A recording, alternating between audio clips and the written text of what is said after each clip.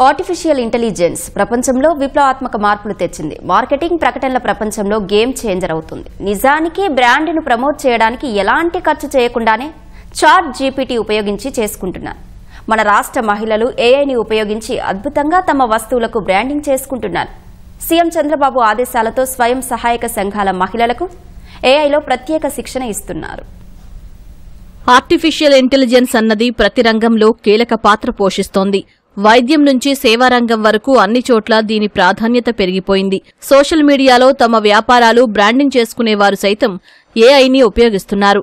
దీంతో సమయం ఆదాతో పాటు ఖర్చులు తగ్గుతున్నాయి. ఈ క్రమంలోనే చిరు వ్యాపారులకు ఏఐ వరంలా మారింది.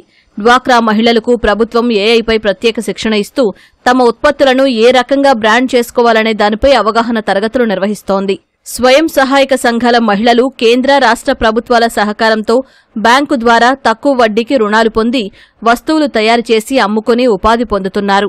తమ ఉత్పత్తులను ఆఫ్లైన్, ఆన్లైన్ ద్వారా విక్రయించుకుంటున్నారు. ఎక్కువ మంది మహిళలు ఇంటి వద్ద నుంచే తమ వ్యాపారాలు చేస్తున్నారు. వీరు విక్రయించే వస్తువులకు బ్రాండింగ్ చేసుకోవటం గతంలో తెలీదు.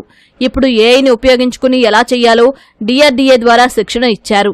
ఆ తర్వాత బ్యానర్లు, లేబుళ్లను సొంతంగా వారే తయారు చేసుకుంటున్నారు. ప్రభుత్వం అందిస్తున్న శిక్షణతో వ్యాపారం వృద్ధి చెందిందని మహిళలు చెబుతున్నారు. ఈ లేబుల్స్ గాని డిజైన్ చేయాలంటే బయటికి వెళ్ళి మనం ఈజీగా ఒక లేబుల్కి 500 నుండి 2000 వరకు మనం పే చేస్తేనే అవుతుంది.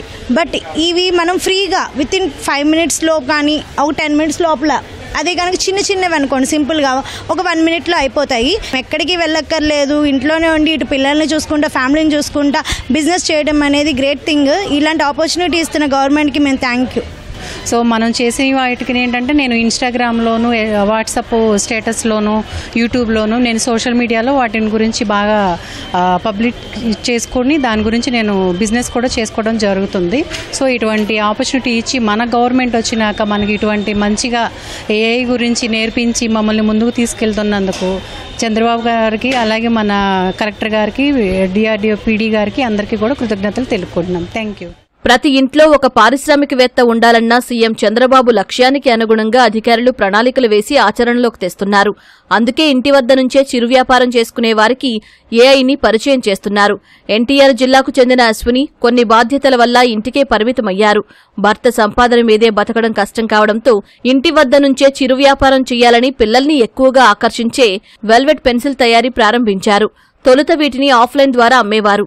అయితే డిఆర్డీఏ సహకారంతో ఏఐలో శిక్షణ తీసుకుని తానే స్వయంగా వీడియోలు తయారు చేసి సోషల్ మీడియాలో తన వస్తువులు ప్రమోట్ చేసుకుంటున్నారు. కృష్ణా జిల్లాకు చెందిన మేరీ రాణి ఏఐలో శిక్షణ తీసుకుని అద్భుతంగా రాణిస్తున్నారు. కేవలం 10వ తరగతే చదివినా నేర్చుకోవాలన్న ఆసక్తి ఆమెను ఏఐ వైపు అడుగులు వేసేలా చేసింది. పిల్లలకి కొత్తగా ఆలోచిస్తారు కదా, అలానే క్రియేటివ్గా కొన్ని పెన్సిల్స్ అనేది రెడీ చేసి కలర్ఫుల్గా అందరి పిల్లలకి ఇవ్వాలని చెప్పి ఆలోచించి నేను అలా క్రియేటివ్గా ఆలోచించాను. దాన్ని చూసి ఆ డిఆర్డీఏ వాళ్ళు ఏం చేశారంటే మొన్న ఒక మీటింగ్ అరేంజ్ చేశారు. దాంట్లో ఇంకొంచెం ముందుకెళ్ళడానికి మార్కెటింగ్కి ఎలా హెల్ప్ అవుతుంది ఏంటి అనే టాపిక్ గురించి నేర్పించారు. మాకు మేమే ఓన్గా పోస్టర్స్ క్రియేట్ చేసుకుని ఆ పెన్సిల్స్ గురించి కానీ ఏదైనా దేని గురించి అయినా సరే ఈజీగా నేర్చుకుని మనం క్రియేట్ చేసుకుని మార్కెట్లోకి వెళ్ళొచ్చు అనే దాని గురించి చాలా బాగా నేర్పించారు.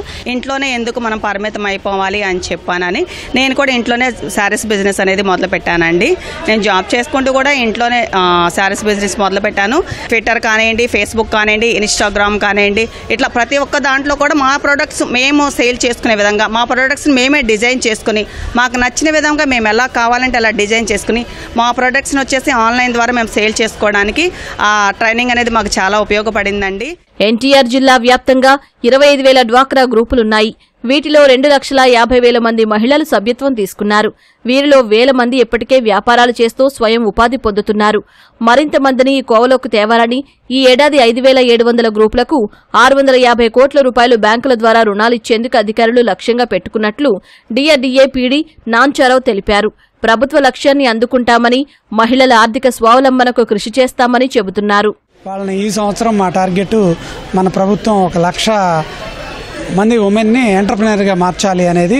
అందులో మా జిల్లా టార్గెట్ను కూడా మేము చాలా బలంగా, అంటే మాకు 3,500 దాకా మా టార్గెట్ ఉంది. ఆ 3,500 మేము బాగా అచీవ్ చేయగలుగుతాం. చాలా చక్కగా ఆ టార్గెట్ని మేము ముందుకు తీసుకెళ్తాం.